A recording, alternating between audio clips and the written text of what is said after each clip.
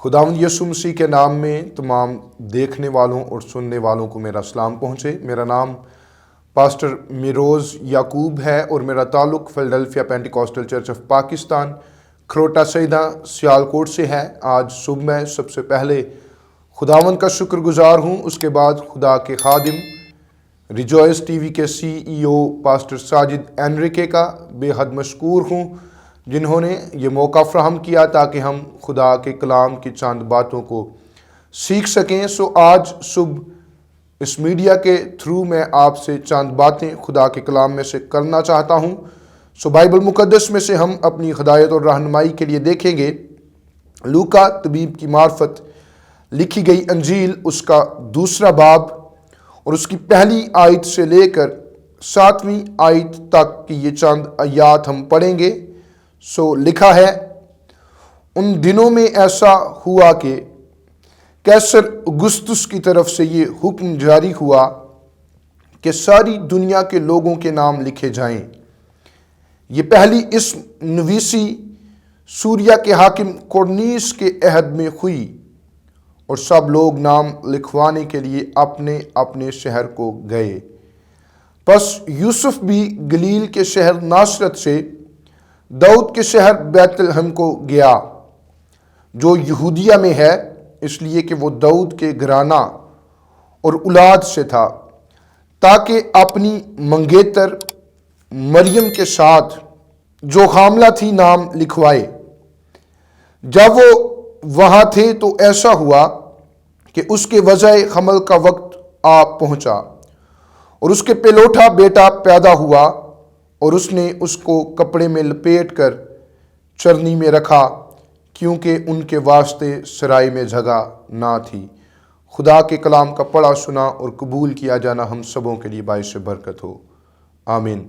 مسیح میں میرے عزیزو، یہ پیسج ہمیں المسیح کی پیدائش کے بارے میں جو ہے وہ بتاتا ہوا نظر آتا ہے، لیکن اس سے پیشتر کہ ہم اس پیسج پر غور کرنے کی کوشش کریں، میں چند باتیں اس پیسج میں سے آپ کے ساتھ شیئر کرنا چاہتا ہوں کہ قیصر اگستس جس کی طرف سے یہ حکم جاری ہوا ہے کہ ساری دنیا کے لوگ جو ہیں وہ نام لکھوانے کے لیے یہودیہ کے شہر بیت لحم کو آئیں، اور یہاں پر ہمیں مقدسہ مریم اور یوسف کا بھی ذکر ملتا ہے کہ یوسف اپنی منگیتر مریم کو لے کر جو ہے وہ بیت لحم کو روانہ ہوتا ہے۔ اس سے پیشتر کہ وہ بیت لحم کو جائے، ہم اس اقتباس میں اس بات کو دیکھتے ہیں کہ پس یوسف بھی گلیل کے شہر ناصرت سے داؤد کے شہر بیت لحم کو گیا، لیکن اس سے پیشتر کہ وہ وہاں جاتا، بائبل مقدس میں ہمیں ایک بڑی خوبصورت نبوت جو ہے وہ نظر آتی ہے، اور اس کا ذکر ہمیں میکا نبی کے صحیفے میں نظر آتا ہے۔ بائبل مقدس میں جب ہم میکا نبی کے صحیفے کو دیکھتے ہیں تو اس کا 5واں باب اور اس کی 2 آیت میں یہ لکھا ہوا ہے، لیکن اے بیت لحم افراتا، اگرچہ تو یہودا کے ہزاروں میں شامل ہونے کے لیے چھوٹا ہے، تو بھی تجھ میں سے ایک شخص نکلے گا اور میرے حضور اسرائیل کا حاکم ہوگا، اور اس کا مصدر زمانہ سابق، ہاں قدیم الیام سے ہے۔ مسیح میں میرے عزیزو، یہاں پر جب ہم قیصر کو دیکھتے ہیں تو پہلی بات جو آج صبح میں آپ کے گوش گزار کرنا چاہتا ہوں وہ یہ ہے کہ خدا اپنے کلام کو پورا کرنے کے لیے بیدار رہتا ہے، اور یہاں پر ہم دیکھ سکتے ہیں کہ یوسف جس کا تعلق جو ہے وہ ہمیں واضح طور پر نظر آتا ہے کہ وہ ناصرت میں، گلیل کے شہر ناصرت میں رہ رہا ہے، لیکن یسوع مسیح کے پیدائش کی تعلق سے جب ہم پیشین گوئی کو دیکھتے ہیں تو یہ ہمیں ملتا ہے کہ یہ بیت لحم میں ہوگی، اور میکا اس پیشین گوئی کو جو ہے وہ کرتے ہوئے نظر آتے ہیں۔ خدا اس کلام کو جو اس نے اپنے بندہ کے وسیلہ سے کیا پورا کرنے کے لیے قیصر کو استعمال کرتا ہے۔ قیصر اگستس کے خدا جو ہے وہ قیصر اگستس کے دل کو ابھارتا ہے تاکہ وہ لوگوں کو جو ہے وہ ان کے شہر بیت الحم میں بلائے تاکہ وہاں پر آ کر ان کا نام جو ہے وہ لکھا جائے، اور خدا اپنے کلام کو پورا کرنے کے لیے جو ہے وہ یوسف اور مریم کو جو ہے وہ بیت الحم میں لاتا ہے۔ اور اس کے پیچھے ہم اس ساری بات کو دیکھتے ہیں کہ خدا اس سارے کام کو کرتا ہے۔ گو کیسر اگسطس نام لکھوانے کے لیے بلاتا ہے، لیکن اس کے پیچھے خدا اپنے کلام کو پورا کرنے کے لیے ہمیں کام کرتا ہوا نظر آتا ہے۔ اور پھر دوسری بات جو اس اقتباس میں سے ہمیں ملتی ہے، بڑی اہم ہے، کہ اس کا مصدر زمانہ سابق قدیم الیام سے ہے۔ اس کا تعلق جو ہے وہ کہاں سے ہے؟ قدیم الیام سے ہے۔ اس کا ذکر ہمیں بائبل مقدس میں ملتا ہے، اور جب ہم قدیم الیام کے تعلق سے دیکھتے ہیں تو قدیم الیام کی رویا بھی ہمیں بک آف ڈینیل میں نظر آتی ہے۔ جب ہم ڈینیل نبی کے صحیفے کو پڑھتے ہیں تو اس کے 7ویں باب میں آپ بائبل مقدس کے طالب علم، بائبل مقدس کو پڑھنے والے جانتے ہیں کہ وہاں پر ہمیں اس کا ذکر ملتا ہے۔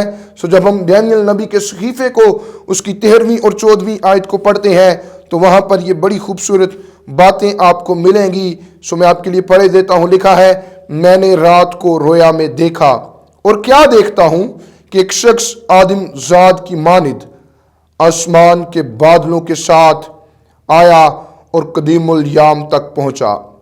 وہ اسے اس کے حضور لائے، اور سلطنت اور خصمت اور مملکت اسے دی گئی، تاکہ سب لوگ اور امتیں اور اہل لغت اس کی خدمت گزاری کریں۔ اس کی سلطنت ابدی سلطنت ہے جو جاتی نہ رہے گی، اور اس کی مملکت لا زوال ہوگی۔ مسیح میں میرے عزیزو، دوسری بات جو آج ہمیں اس پیسج میں سے ملتی ہے وہ یہ ہے کہ خدا تخت نشین ہے۔ خدا تخت نشین ہے، وہ مملکت کرتا ہے، وہ سلطنت کرتا ہے۔ اور یہاں پر جب ہم قدیم الیام کے بارے میں دیکھتے ہیں تو ڈینیل جس ویژن کو دیکھ رہے ہیں اس میں ہمیں واضح طور پہ یسوع مسیح کا ذکر نظر آتا ہے کہ ایک شخص آدم ذات کی مانند آسمان کے بادلوں کے ساتھ آیا اور قدیم الیام تک پہنچا۔ وہ اسے اس کے حضور لائے، اور سلطنت اور خصمت اور مملکت اسے دی گئی۔ یہاں پر ہم اس کے تخت نشین ہونے کو دیکھتے ہیں۔ 7ویں باب کا جب ہم مطالعہ کرتے ہیں اس کی 9ویں آیت میں آپ کو یہ ملے گا، میرے دیکھتے ہوئے تخت لگائے گئے اور قدیم الیام بیٹھ گیا۔ قدیم الیام تخت نشین ہے، خدا تخت نشین ہے۔ ہمیں اس میسج میں آج دوسری بات یہی ملتی ہے۔ اور پھر تیسری بات جو آج صبح میں آپ کے ساتھ اس اقتباس میں سے شیئر کرنا چاہتا ہوں، اس کی سلطنت جو ہے وہ ابدی سلطنت ہے، کبھی نہ ختم ہونے والی سلطنت۔ یہاں پر بھی ہمیں ملتا ہے، میکا نبی کے صحیفے میں بھی ہمیں یہ بات ملتی ہے، ڈینیل کے صحیفے میں بھی ہمیں یہ بات ملتی ہے۔ اور اس کے بعد جب ہم بائبل مقدس کا مطالعہ کرتے ہیں تو ہمیں یسایہ نبی کے صحیفے میں بھی یہی بات جو ہے وہ ملتی ہے۔ سو ضرور میں آپ کے لیے یسایہ نبی کے صحیفے میں سے 9ویں باب کی 7ویں آیت کو بھی پڑھنا چاہتا ہوں۔ وہاں پر لکھا ہوا ہے، اس کی سلطنت کے اقبال اور سلامتی کی کچھ انتہا نہ ہوگی۔ وہ داؤد کے تخت اور اس کی مملکت پر آج سے ابد تک حکمران رہے گا، اور عدالت اور صداقت سے اسے قیام بخشے گا۔ رب الافواج کی غیوری یہ کرے گی۔ مسیح میں میرے عزیزو، یہاں پر ہم دیکھ سکتے ہیں کہ اس کی سلطنت کے بارے میں جب بیان کیا گیا ہے تو ہمیں یہاں پر ملتا ہے کہ اس کی سلطنت جو ہے وہ ابدی سلطنت ہے، کبھی نہ ختم ہونے والی، ہمیشہ تک قائم رہنے والی سلطنت ہے۔ سو مسیح میں میرے عزیزو، آج صبح یہ 3 پوائنٹ جس میں ہم نے بڑی خوبصورتی سے دیکھا ہے، خدا اپنے کلام کو پورا کرنے کے لیے بیدار رہتا ہے۔ کس طرح خدا نے جو نبی کی معرفت کہا تھا اس کو پورا کیا، اور خدا اپنے بیٹے یسوع مسیح کو اس دنیا میں بھیجنے والا ہوا۔ اور پھر دوسری بات، خدا تخت نشین ہے۔ قدیم الیام جس کا ذکر ہم نے ابھی سنا ہے وہ تخت نشین ہے، آج بھی وہ تخت پر بیٹھا ہے۔ سو پھر تیسری بات جو ہم نے آج یہاں پر دیکھی ہے وہ یہ ہے کہ اس کی سلطنت جو ہے وہ ابدی سلطنت ہے جو کبھی نہ ختم ہوگی۔ جہاں پر المسیح بادشاہ کے طور پر اس دنیا میں پیدا ہونے والے ہوئے، یہ اس کی پہلی آمد تھی، لیکن آج اس میسج کے آخر میں آپ کو یہ چنوتی دینا چاہتا ہوں، میں آپ کو یہ چیلنج دینا چاہتا ہوں کہ المسیح جو بیت لحم کی چرنی میں پیدا ہوا وہ بادلوں کے ساتھ آپ کو اور مجھے لینے کے لیے جلد آ رہا ہے۔ سو ہمیں اپنے آپ کو اس کی آمد ثانی کے لیے تیار کرنا ہے۔ وہ ہمیشہ کی بادشاہت قائم کرنے کے لیے اس دنیا میں آ رہا ہے، کیونکہ آخری نقطہ جو ہم نے دیکھا اس کی سلطنت ابدی سلطنت ہے۔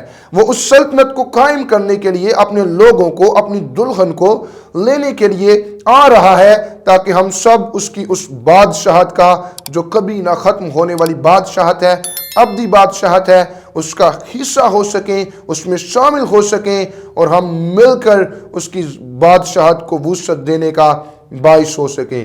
سو میری یہ دعا ہے کہ جب ہم اس کرسمس کو منا رہے ہیں، اس کرسمس کو سیلیبریٹ کر رہے ہیں، تو آج میری یہ دعا ہے کہ خدا ہمیں یہ توفیق عطا کرے کہ ہم کرسمس کے حقیقی معنوں کو سمجھتے ہوئے اپنی زندگی کو گزاریں، اور نہ صرف مسیح کی پہلی آمد کو جو پیدائش کے طور پر ہونے والی ہوئی اس کو سیلیبریٹ کریں، بلکہ مسیح کی آمد ثانی کے لیے بھی اپنے آپ کو تیار کریں، کیونکہ وہ بادشاہت کرنے کے لیے آ رہا ہے، اور ضرور ہے کہ ہم اپنی آپ کو اس کی بادشاہت کے لیے تیار کریں اور دیگر لوگوں تک بھی اس بادشاہی کے پیغام کو لے کر جائیں۔ God bless you. میری طرف سے، میرے خاندان کی طرف سے، فیلڈلفیا پینٹیکوسٹل چرچ آف پاکستان کی طرف سے اور ریجوائس ٹی وی کی طرف سے آپ سبوں کو کرسمس اور نئے سال کی ڈھیر و خوشیاں مبارک ہوں۔ God bless you. خدا آپ سبوں کو برکت دے، آمین۔ آخر میں آپ کو کہنا چاہوں گا، اگر آپ نے ابھی تک ریجوائس ٹی وی کو سبسکرائب نہیں کیا تو ضرور اس کو لائک کریں، سبسکرائب کریں، تاکہ آپ تک اور بھی خدا کے کلام میں سے پیغامات گیتوں کے وسیلہ سے، زبوروں کے وسیلہ سے اور خدام کے وسیلہ سے پہنچتے رہیں۔ God bless you all.